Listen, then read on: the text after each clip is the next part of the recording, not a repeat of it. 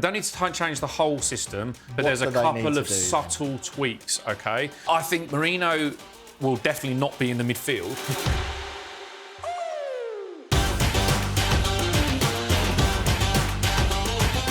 Arsenal FC have yet another biggest game of their season, maybe the biggest game in their modern history, whether their fans like it or not. The Champions League semi-final second leg away at PSG after that 1-0 home defeat in the first leg. I'm Will Pugh and we are here in the Tactics Exposed Team Talk studio. SunSport's tactical guru Dean Scoggins joins me as always. Dino, you got an awful lot of grief from Gooners in the comments to the last Team Talk show that we did ahead of the first leg at the Emirates. They sort of softened off a bit after the reaction show we did as well. Just before you get to talk, this was my personal favourite.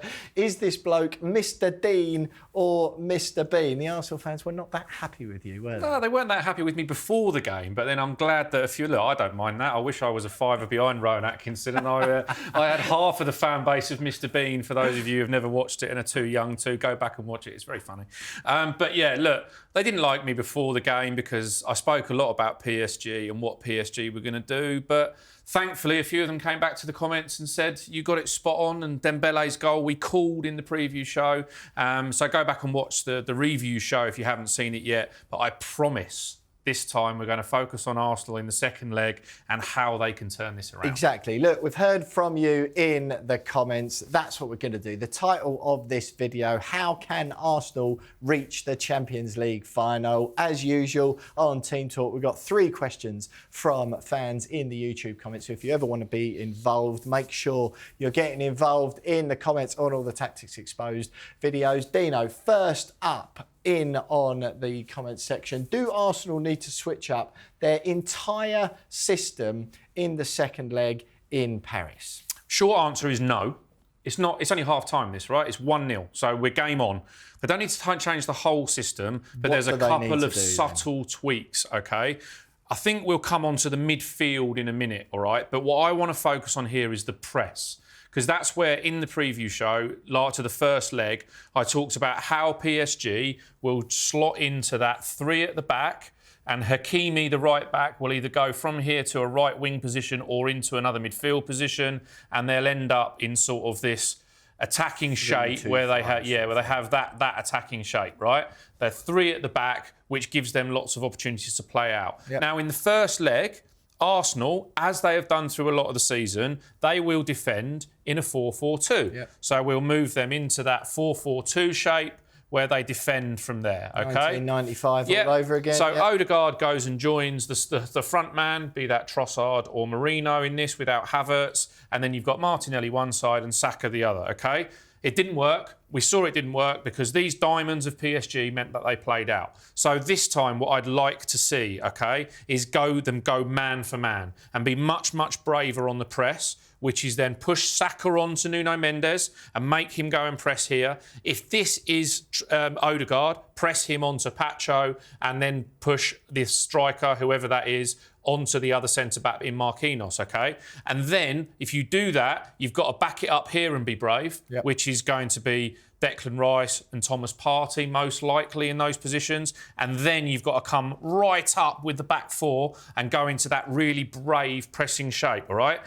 You can see there, for example, straight away, that this might end up being a problem area because what PSG will do is try and take the ball under pressure here and try and make Nuno Mendes create this angle so that Vitinha can give the ball to João Neves out here and they can play in this area over here and play out in the same way with Kvaratskhelia. So, to be clever against that, Arsenal, do they bring Bukayo Saka back in here to block that passing lane?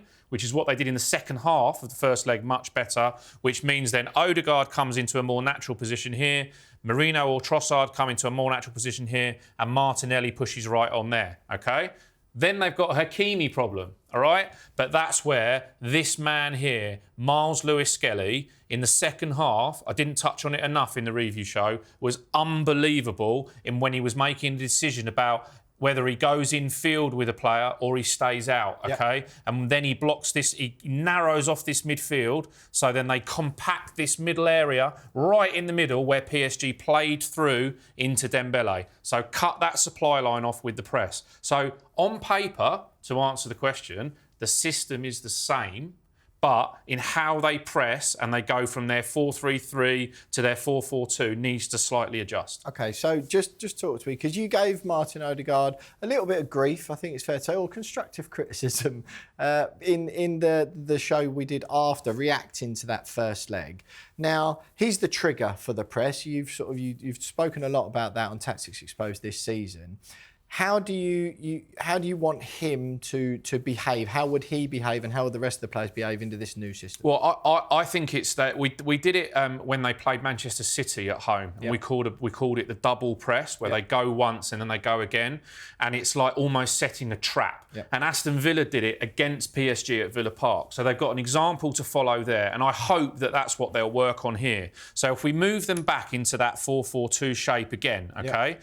we move them back in here. So we've got the back four here, and then you've got Martinelli, you've got Trossard or Merino, and then you've got Saka over here, okay? Yep. So then what I'd like to see is them sort of in a mid-block position if they're going to do the double press. And then if Odegaard goes, if he's going to press here, Yep. then he sort of half goes and blocks off that line, Yep. which means that ball gets played there and then they block off that line. When it comes into this area, okay, this is the key. When it comes into this area, set Merino or Partey and Rice right onto those players and try and steal the ball in the central area. Yep. That's where Morgan Rogers got his joy, and that's where Villa all of a sudden were stealing the ball in this midfield area here and then running at goal, and they were all of a sudden 4-on-3 Villa in that position there because they stole it in midfield and then they're running at that PSG back three. I said in the preview first leg, they can be got at PSG, but what Arsenal allowed to happen too much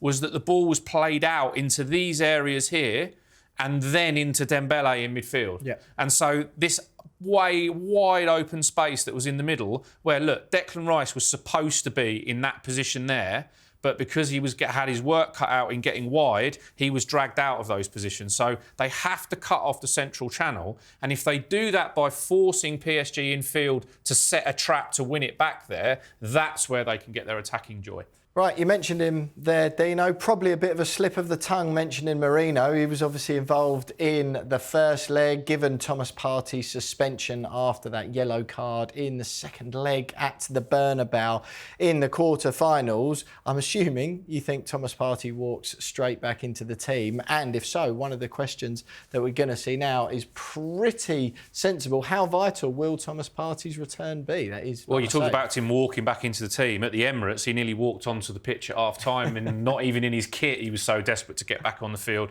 And yeah, he will be vital. Look, it's going to be the narrative over the next few days, building right up to the game of that Thomas Partey can change this, okay? It's not just about Thomas Partey coming back into the team. It's Declan Rice then being freed up to be Declan Rice again. Yep. Because we talked about in the review show about perhaps the mistakes that he was involved in for the goal, but it's also positional sense. And there's two things around this, okay?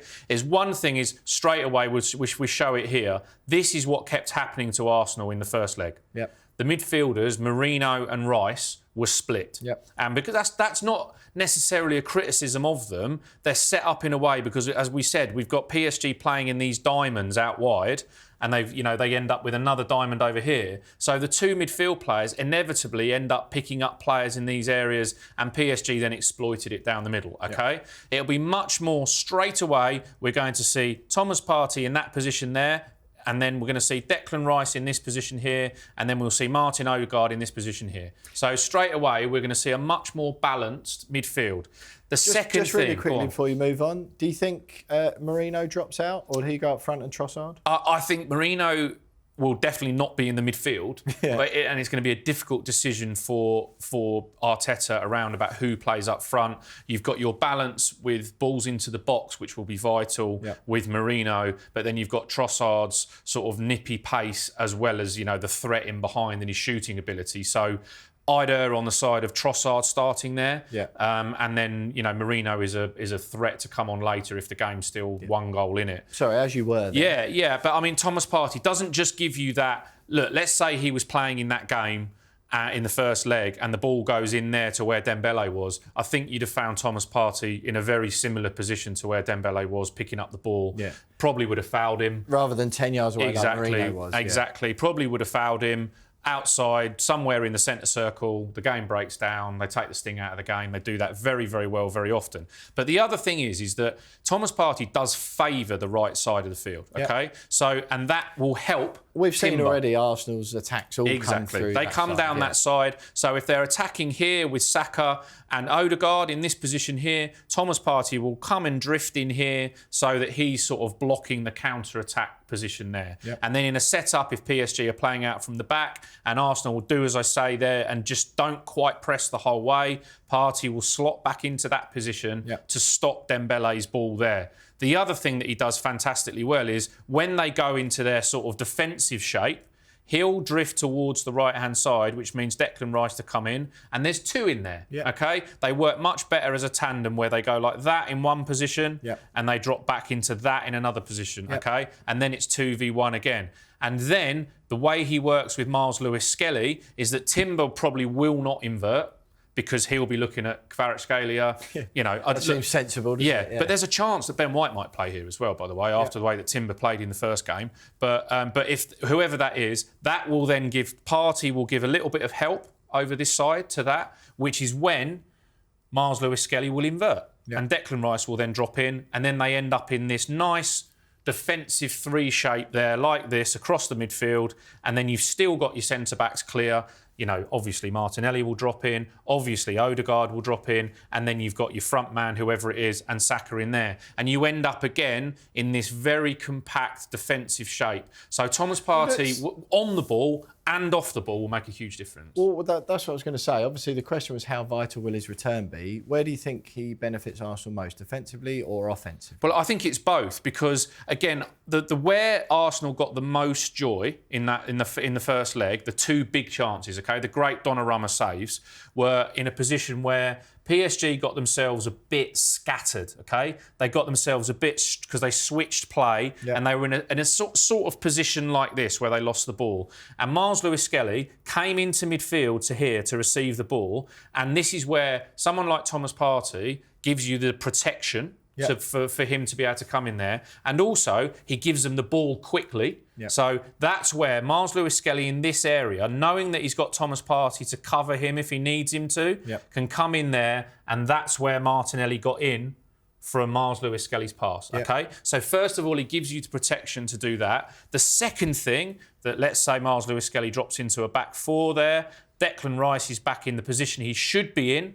We saw Declan Rice drive forward with the ball once in that first leg, get into that position, and he gave it to Trossard for the other amazing Donnarumma save. And that is what Thomas Partey gives you. He gives you licence. He gives you licence for those other 4 attacking players to go and play. And it wasn't just losing 1 player in that first leg. It was losing 2 because you lost Declan Rice as well. Right, Dino, question number 3. You've spoken a lot about Miles Lewis-Skelly there. The Timber-Ben White conundrum. I think a few Arsenal fans. Let us know what you think in the comments, what you think of Dino's suggestion that it might be Timber's last Champions League start has already come. Dino, question number 3. Will Arsenal's fullbacks need to step up in the second leg? Like I say, that's probably more aimed, you'd have thought, at the non-Miles Lewis-Skelly fullback. But talk to me a bit more about the both of right and left. Well, Miles Lewis-Skelly was excellent, especially in the second half. And he showed that you get a bit more physical with PSG and you get in their faces a little bit more and you can really upset them. He doesn't lose any duels. It's just remarkable. His body shape, size, speed, he's so strong. He's low centre of gravity. And, he ended up being able to almost take that side of the field on his own. And I mentioned in the preview show that Martinelli was going to have his work cut out tracking back with Hakimi, which obviously happened, and Hakimi's such a threat going forward. But what Miles Lewis-Skelly did very well is that because Kiwior here in the first leg doesn't come out. Yep. He stays in that position, okay? So that means that if Desiree Doué or if it ends up being Bradley Barcola in that second game, let's not forget that Dembele's an injury doubt. Yep. So, we might not see him, but Arsenal will be hoping they don't.